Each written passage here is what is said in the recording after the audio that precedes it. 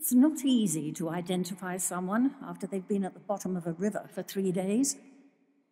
In fact, in the hospital, it took them a long time to figure out who I was, even though everyone had known me so well. They found stones in my pockets, just like that famous author, but unlike her, I hadn't put them there myself. No, you did that, to make sure I'd never resurface. But those mischievous river currents fooled you. They brought me back up with my hair full of weeds. I had a lovely funeral. The church was so crowded that some people had to stand outside. Like I said, everyone in town knew me. For 30 years, I've worked at the hospital cafeteria, and I've become sort of an authority, as respected as any doctor. Winters are bitterly cold in my town, and the coffee I make is a miracle remedy.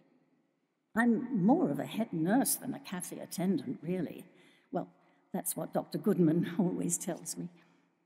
We talked every day, the doctor and me, and in the end I decided to confide in him.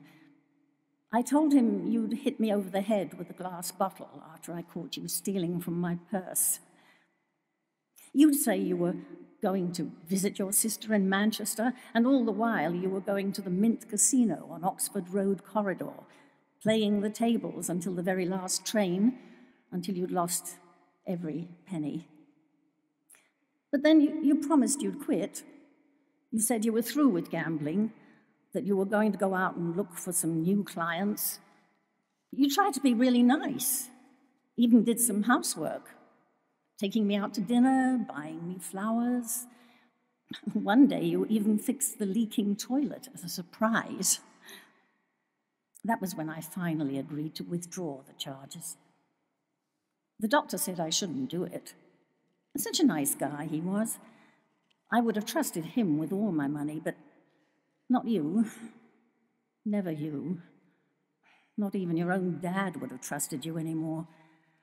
So I left you high and dry, hid my savings where you couldn't find them, either at my niece's wedding favours shop in Sheffield or tucked away in my bra. Well, I knew they'd be safe there. Thankfully, you hadn't touched me in months.